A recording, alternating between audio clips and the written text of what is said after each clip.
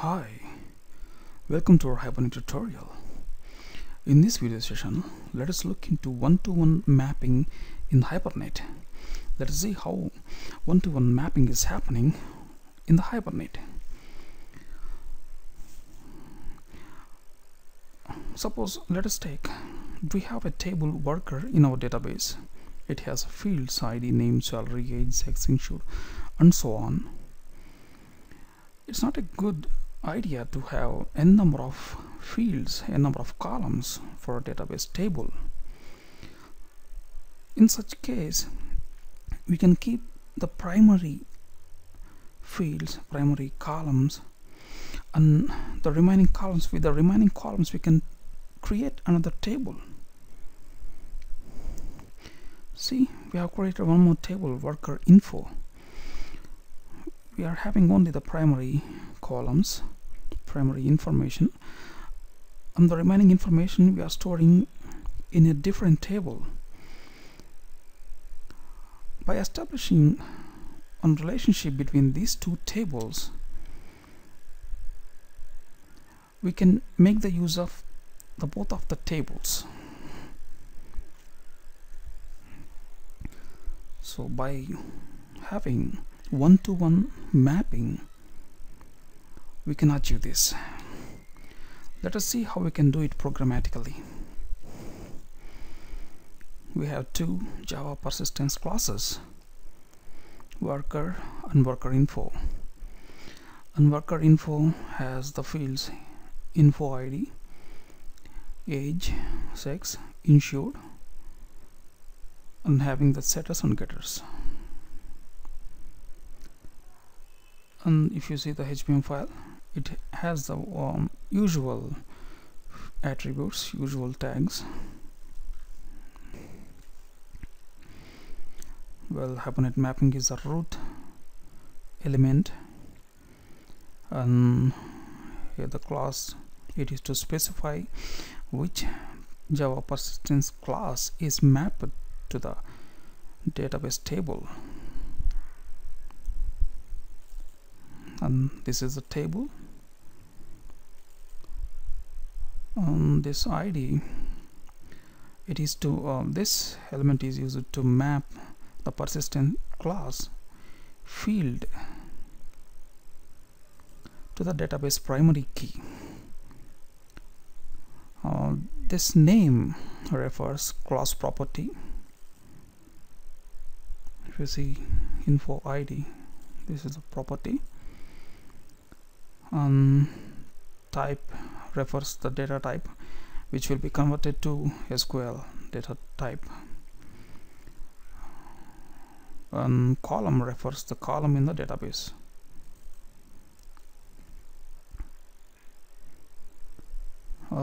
We have a generator element. It is used to generate the primary key values in the database. And this property, it is to map the persistent class property with the database column. If you see this,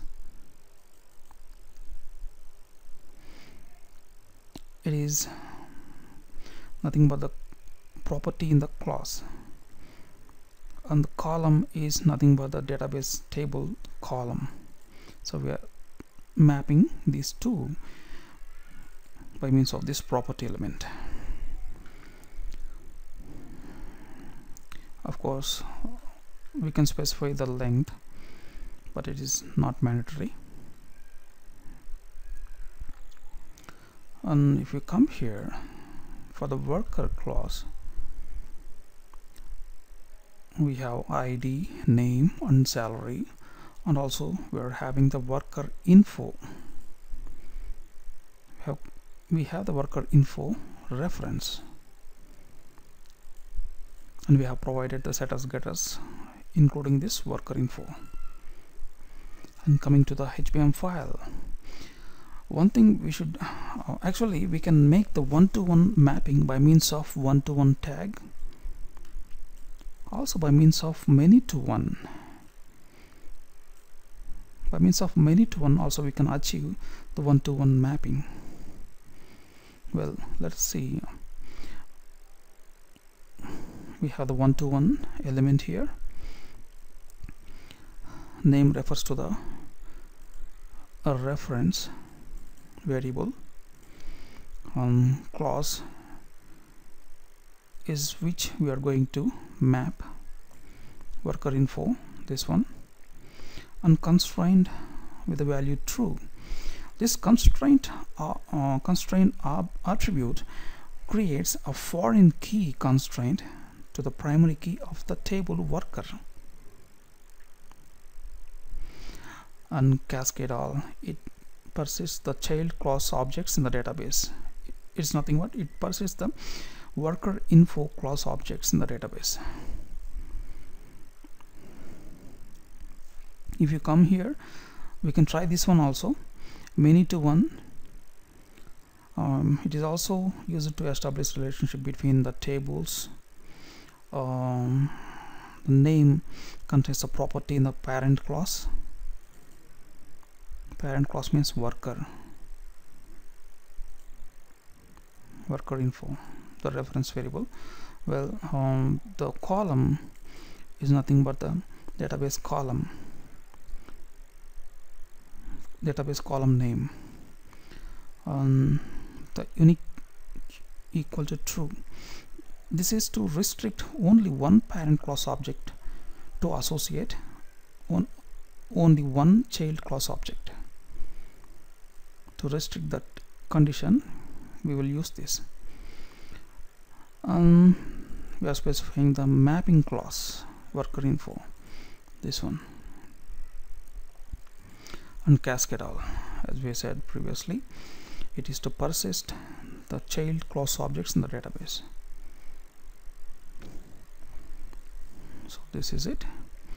And coming to the test class, we have created 3 work info objects providing the fields.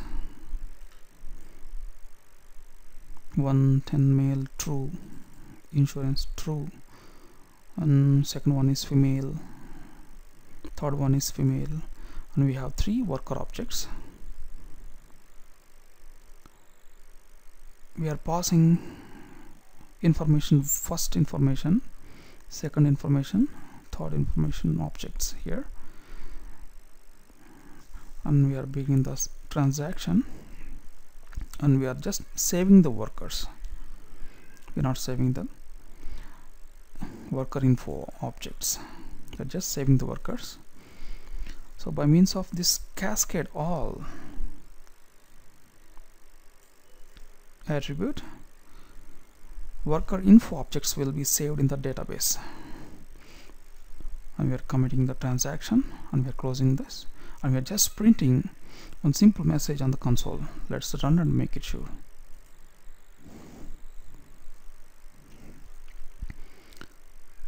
Well, it is done. The database, 3 worker records have been created. What about the worker info? 3 worker info objects created, records created. 1 male, 2 3 are females. As we have specified, the worker info table has been created. So like this, we can achieve one-to-one mapping, one-to-one relationship in the Hibernate by means of one-to-one mapping.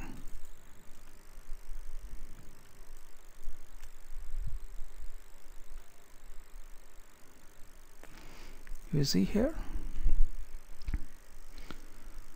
in the worker, in the parent class HBM file, we are having the tag one-to-one, or else we can have many-to-one also as well.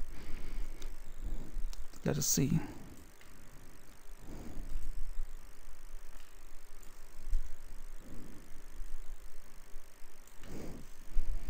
Let us comment this, and let us uncomment this.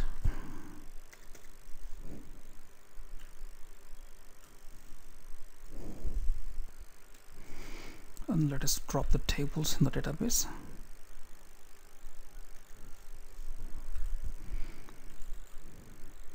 And let us run it again. by using the many to one tag. Well, it is executed successfully. So we did it by using many to one.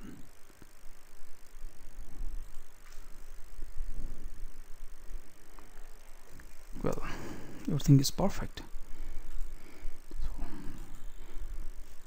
So we can use either many to one or one to one to achieve this one to one mapping in the Hibernate.